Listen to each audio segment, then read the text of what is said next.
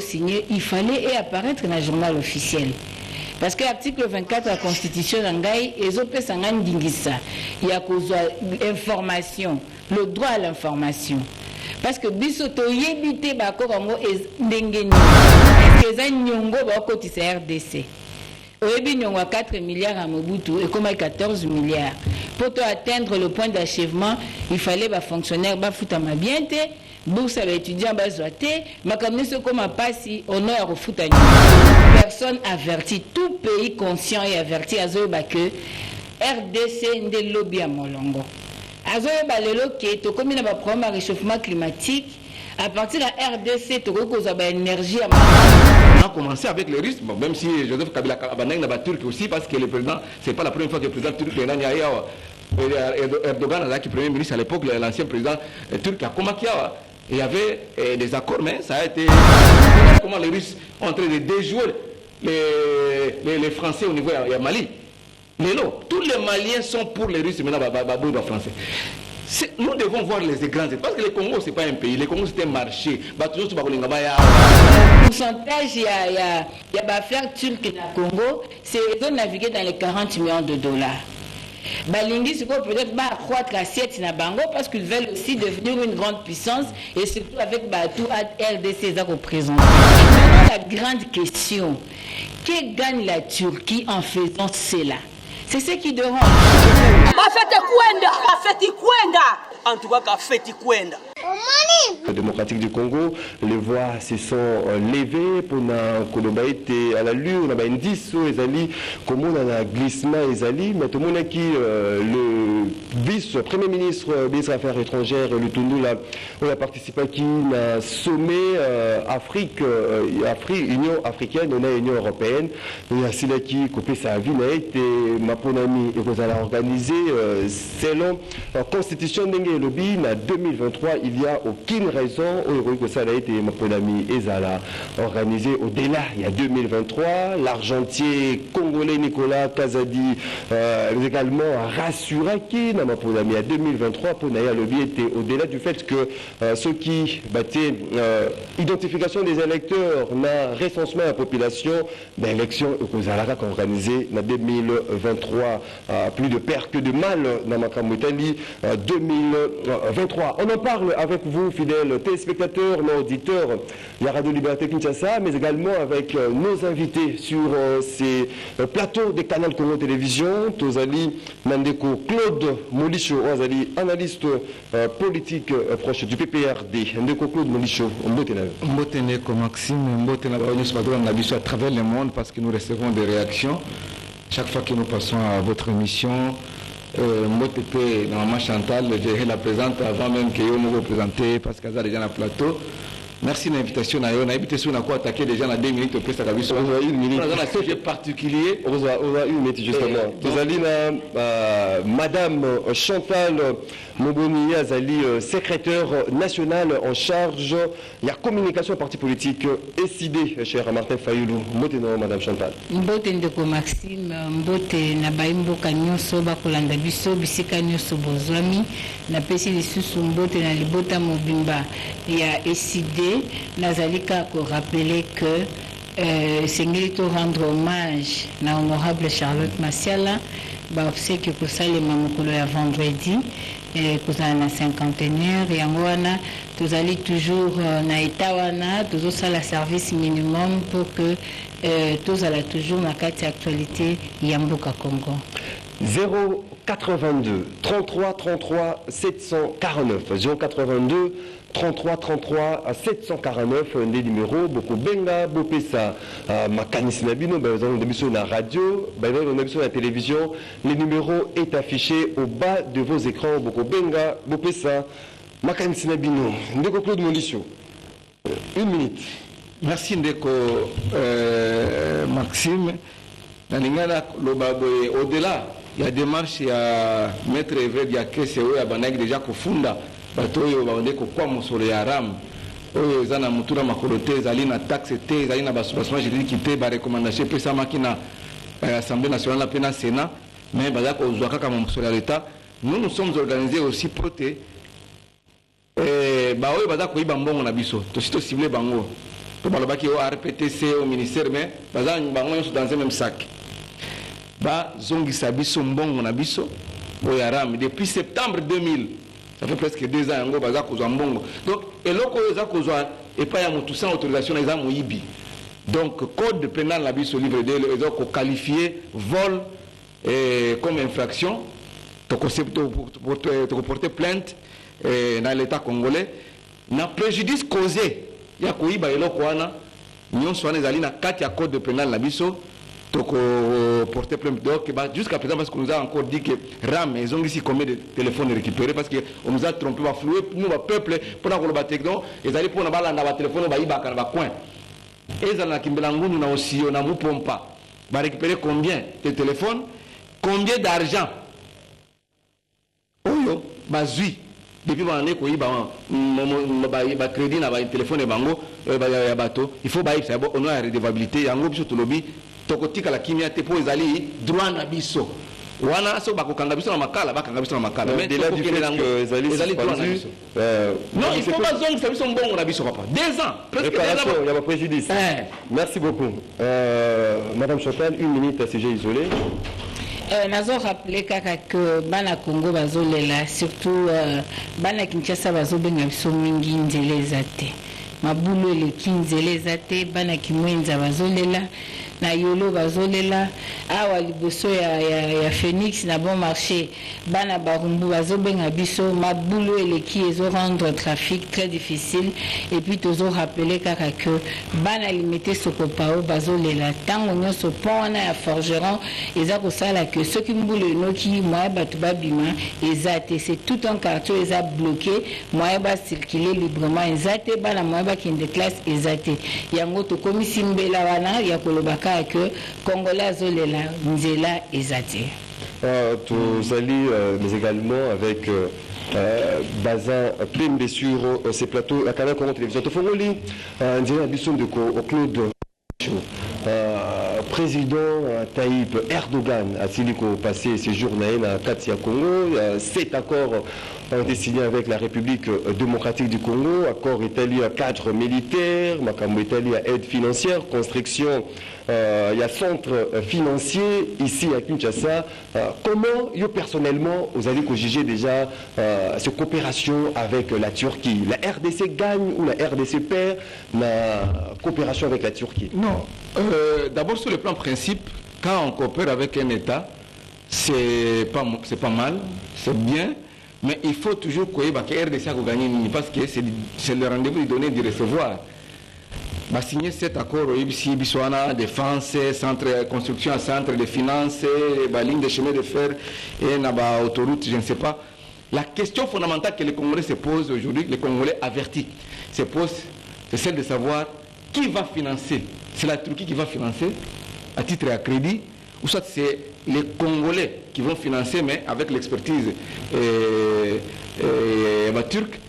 Il y a quelque chose qui se pose. Parce que c'est un peu flou dans cette affaire-là. On ne nous a pas expliqué, quand on a signé un accord, bon, il y a des accords qui ont été signés ici dans Mboko, et couloir alors, Mbongo. Parce que là, je donne un exemple. Qu'on construit par exemple le centre de finances. Est-ce que le gouvernement n'a pas réserve est-ce que le gouvernement n'a pas et qu'on et si le centre de finances sous DGI, DGRAD et puis DGDA, ça ensemble, ça il faut bâtir que il y a coopération parce que différents problèmes on s'est posé avec la Cuité, parce qu'il y a signé un cadre militaire. Parce que cadre militaire, je ne sais pas ce que les Turcs peuvent nous donner. Les Turcs ont beaucoup plus d'intérêt chez nous parce que nous sommes un marché. L'autoroute, avec plus de 100 millions d'habitants. Presque 100 millions d'habitants, c'est un marché. Parce que si on a des opérateurs comme Namiso, comme la Turquie, Chine, Turquie, Chine. Il y a bilamba, costume, il y a textile chinois ou textile turc, il y a un côté kangwa. En principe, c'est la Turquie qui gagne parce que l'industrie turque est allée fonctionner. Turquie a des devises, parce que chez nous, nous consommons. Tout ça qu'on consomme, mais tout ça qu'on paie, ça doit exporter. Volume d'exportation, on a vu que c'est faible. Alors, on n'est pas gagner. Mais encore, on va signer sur le plan de défense. Défense, c'est-à-dire qu'il y a coupé ça. Non, mieux vaut aller chez les Russes. On a commencé avec les Russes, bon, même si Joseph Kabila n'a pas turc aussi, parce que le président, c'est pas la première fois que le président turc Erdogan, qui est premier ministre à l'époque, l'ancien président turc a combattu. Il y avait des accords, mais ça a été échelonné. Mais nous voudrions que comme la RDC avec Joseph Kabila Kabang n'a russe. Regarde comment les Russes ont en train de déjouer les Français au niveau de Mali. Tous les Maliens sont pour les Russes, maintenant les Français. Nous devons voir les grands. Parce que le Congo, ce n'est pas un pays. Le Congo, c'est un marché. Pourquoi même téléphone, la salle de publicité, la compagnie va téléphoner, c'est lié atteindre le chiffre d'affaires, va revendre l'entreprise et comme la Congo, mbongo ezali na Congo mais tourner bazate gérer mboka nous bazate mais surtout le ligne chemin de fer. Est-ce que le gouvernement congolais ne peut pas faire ça? Et il n'y a pas d'autres pays plus expérimentés. Il y a des autoroutes, il y a des chemins de fer. Il faut espérer justement, il y a une matérialisation, il y a un projet. Le problème, c'est au niveau de ces aspects dans évoqué. Si vous êtes intelligent, vous allez constater que ce sont les Turcs qui vont gagner parce que le Congo constitue un marché. Merci beaucoup, Claude Molicho. Madame Chantal, vous personnellement, vous avez juger d'accord, est-ce que ça sera bénéfique pour la République démocratique du Congo, ceux qui essaient de matérialiser, parce qu'il y a certains projets ou certains accords qui ont été signés, mais quand on a vu cette matérialisation, c'est ça que vous avez matérialisé. Ok, merci Ndeko Maxime. La coopération bilatérale entre les États est normale. C'est un principe normal, parce que tous en Mukilo et Sengeli vivre toujours en partenariat et surtout que nous faisons partie de l'organisation Ming internationale parce que nous sommes un pays. Mais le problème qui se pose, c'est quel genre de coopération. Ceux qui sont d'accord, ceux qui sont d'accord aux obétels solo, quels sont les contenus de cet accord? Quel est le coût réel de ces accords-là? Nanya ko financer yango. Ceux qui vont financer yango. Est-ce que vont financer yango kaka ya ofele? Qu'est-ce qui se trame derrière ça? Parce que accord ndenge bazo signé, il fallait apparaître dans le journal officiel. Parce que l'article 24 de la Constitution d'Angaï, ils ont fait il y a information, le droit à l'information. Parce que bisoto yebite accord yango ndenge nini. Contenu nango ezanini. Est-ce que ça nyongo ba kotisa RDC? Oyebi nyongo 4 milliards à Mobutu et comme 14 milliards. Pour atteindre le point d'achèvement, il fallait ba fonctionnaire ba futama bien té, bourse à l'étudiant ba zoate, makamni ce comme pasi honneur au futa nyongo. Est-ce que bazo endetté bisoté? Tozo mitu na motu na parce que oyebi lelo toute personne avertie, tout pays conscient et averti azoba que RDC nde lobby à Molongo. Azoye balelo ke to comme na ba problème de réchauffement climatique à partir de la RDC to ko za ba énergie ya malamu na nzela ya ba lithium ya ba cobalt ya makambo ebele. Ba bi ke tozo ke na technologie avancée, on a besoin de coltan et que na RDC to ko za coltan. Bazali pe ko tala que il y a certains pays où comme déjà na ba problème de main d'œuvre.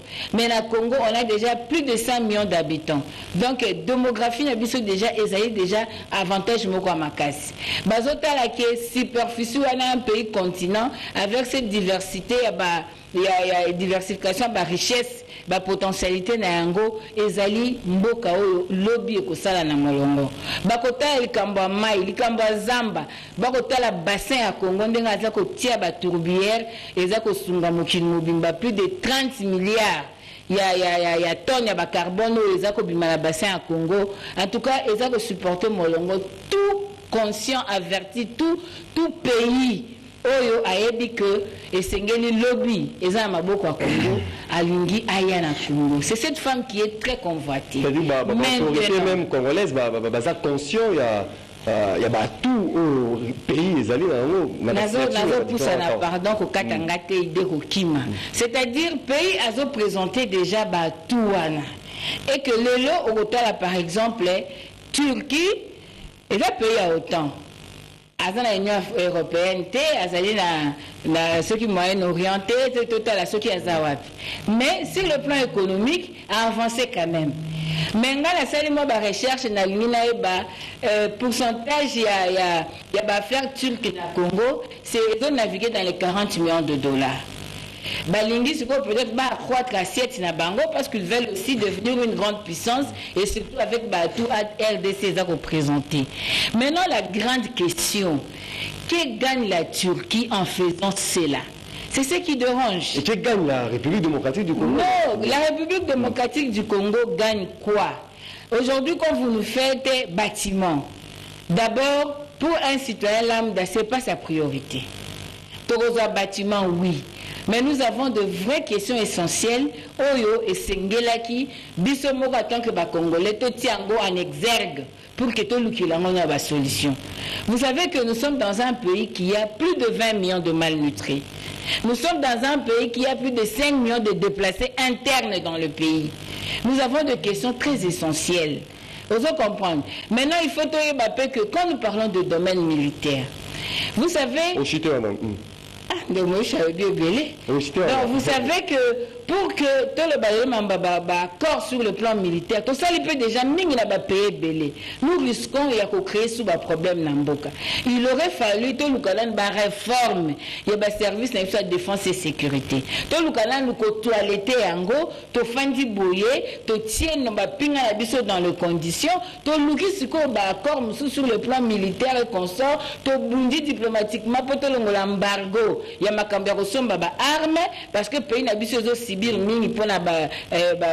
groupes armés. Donc tout ça. Donc je vais dire en bref, c'est-à-dire qu'aujourd'hui, tous ces gens-là, ils comprennent aussi que il faut pas aucune à Congo parce qu'ils comprennent aussi qu'il y a une faiblesse. Il y a une faiblesse plutôt, il y a coordination, il y a leadership, il y a un problème de légitimité, ils ont rendu ce pays faible. Et quand nous négocions dans cet état de choses, on ne sait pas gagner convenablement. Nous devons pour ce faire, Tolukamboka et Tomboma, Bissomokoto dans l'institution légitime, n'a animateur légitime, peut-on négocier en force pour l'intérêt du peuple. Merci beaucoup par rapport à la légitimité. C'est un autre débat, non, c'est la conséquence de tout, c'est la racine de tout. Coordonnateur, la dynamique des changements, c'est maintenant cadre FDC Mbotenay. Mbotendeko Maxime, Nazali ko rappeler que Nazali coordonnateur national il y a dynamique les changements c'est maintenant. Nazali secrétaire national et adjoint na FDC chargé à insertion stratégie insertion professionnelle. Nazali coordonnateur national et communicateur il y a Union Sacrée dans la République démocratique du Congo. Mais nalingi au briefing au pesangai une minute il y a Molisho Lobela Kini. Ce qui a Lobela qui makambo spoliation au bango bazo ko sabato. Na pesa ebele manabité ce qui a Lobela qui logo. Merci beaucoup Ndeko Bazapé. Lecture de fait non directement parce que en avance on peut pas reculer.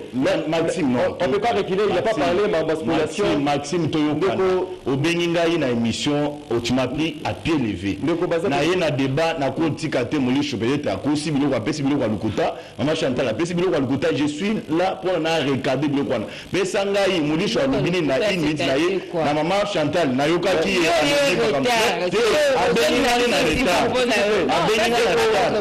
abenga pe une minute na ngai vous commencez par lecture Molisho akosi na nini Moïbi Aram, s'il vous plaît.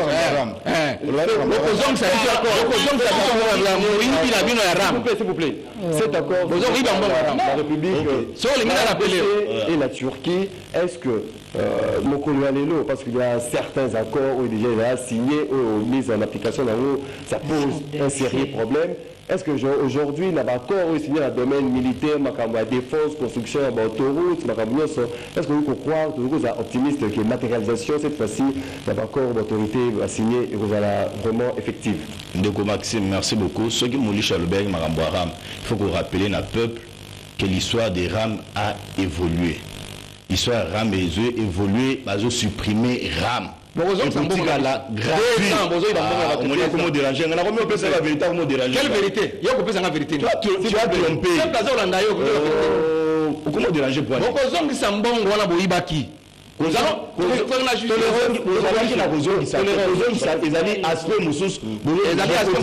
dans le même cas. Aspect Nabino Boumando le canal la télévision, c'était en rapport avec nous. Tous nous avons décrié. Bazo supplié.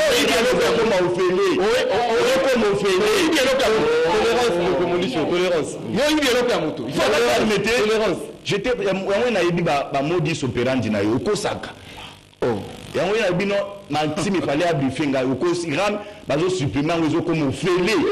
Congolais place nous surtout à bénéficier à avantage il y a bangi vidéo moi dio bangivi. Moi dio mo bangivi.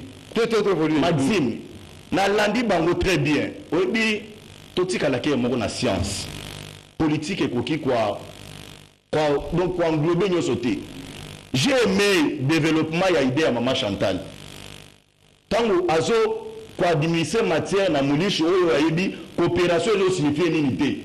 Donc pour lui coopération no surtout ezaka Congo. Ayebi que non c'est une coopération bilatérale entre les deux états mulisho ayebi yangote. Mais maman Chantal l'a enseigné na ko sepelé que tango ko parole tango pesa maloba mususu alo bela du Congo. La coopération c'est entre les états mulisho. Et la coopération profite toujours aux deux états. Il y a un terme de mémorandum. Il faut y avoir le Congo, tant que Tshisekedi a eu le pouvoir, il a trouvé un Congo déjà séparé du monde. Nous n'étions pas considérés dans le monde. Aucun pays dans le monde, même la sous-région, va quitter pour ça la confiance. Parce que nous avions un pays, droit de l'homme est respecté. Nous avons un pays où la justice était dans la poche des individus. Nous avons un pays où la richesse n'a pas mboka. Et pendant qu'on profitait, la bakasik, il y a Joseph Kabila Kabangi. Entre autres, Némi Milania, où il y a auto ça livre, mémoire, il y a Joseph Kabila. Mais à Bossali Barossi Mukenjo Baboma, à Bossali Thérèse Kapangala, à Tchèba on a 4 livres. Nous étions un pays déconsidéré. Congolais avec une identité. Au Kwakoki, au commandant aéroport, ya Mounene, on se présentait, au lieu d'atabenga au Congolais, d'ailleurs, Zaïroua. Parce que culture, on est à Zaïroua, Zaïka, aujourd'hui, il faut croire. Laisse-moi diplomatie. Laisse-moi donner. Il ne faut pas me déranger. Mais moi, je suis en train de dire au Kim, ça m'a fait l'idée. Vous avez dit quoi? Maxime. C'est pourquoi tu sais qu'il y a des temps il a géré au Congolais qu'il faut faire ouvrir la République démocratique du Congo au monde. Il faut faire vendre l'image de la République démocratique du Congo. Tous les gens maï, tous les gens forêt, moko les lois, après Brésil si je ne me trompe pas. Tous les gens qui Brésil parce qu'il y a Brésil et Outaki Kotumbama. Il y a Brésil et Outaki Kotumbama. Elle a parlé de gaz. Alors lui Makamboya, comment c'est cette matière, monsieur? La tourrière. Tous les gens les lois, on a quatre mboka. Nazali pour rappeler na Congolais, il y a certains partenaires, baya na kati ya mboko pour na baki de exploiter ba tourbière ou ezali na gungu. Baya ba contacta Muzito Adolphe ou yazali lelo, alaki un ancien premier ministre. Muzito ba kei ba to ba sali ba examen ba trouver que non on peut exploiter. Muzito a opposé bango à lobino il faut boper ça 25%. Ba to ba investisseur on ba kima ba kena Afrique du Sud. Si c'est qu'il est venu, il a donné mission dans la ministre Naïnion Soto. Il a dit à Bazaïba, il faut vendre l'image de la République démocratique du Congo. Il y a forêt à Congo, maille à Congo pour attirer les investisseurs. C'est ça la jeunesse de l'histoire, Maxime. Donc, Batonio Sowana Lelo, tant qu'on a dit sur Tirk Baye. Na langage naïe, il a rappelé que les Congolais sont bilamba Turquie, toujours là bilamba Turquie. Mais pourquoi ne pas coopérer avec la Turquie, ce qu'on peut sa importance, là investisseurs en Abisso? Parce que nous avons une économie extravertie. Nous importons tout ici en République démocratique du Congo. Nous avons un problème avec l'armée. Maman Chantal a dit la réforme. Mais oui, les réformes sont internes. La réforme est interne. Mais comment on peut capitaliser, augmenter la coopération? Nous sommes un pays aujourd'hui où nous sommes sous embargo, la consommation à Minduki. Mais comment on peut expliquer à certains partenaires que nous avons la guerre à l'est du pays et c'est Bino, la coopération tous en Bino, tout le monde surtout dans le bin pour être tous à l'ouvert dans le monde, tout dans le son appelé Minduki. C'est ça un bon pays, c'est ça un bon président, c'est ça un bon diplomate. C'est que la même minute pour bon pressé. Oh, non, mon président, il y a une parole, Manix, Max, cet accord, on va salir semblant. Les derniers, 7 déjà les 7 na 8. Il y a 7 lobby protocole d'accord pour la construction de la ligne de chemin de fer. Nous avons SNCC Lelo et Koufa. Kabila na monsieur Moïse. Baboma SNCC pour avantager Moïse na bakuna matata na ye. Moulicho, je te rappelle que je viens de Naouti Lumbashi. Ce que Mouni ba remote au Moïse Azanango et que ça là yo passe. Merci beaucoup. Donc Maxime, merci beaucoup. Il y a 7, il y a 6. Il y a 6 le niveau.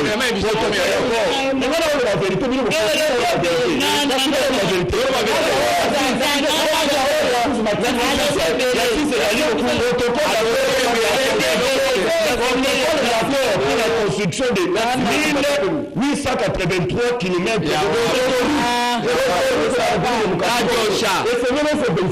Merci beaucoup. Merci beaucoup.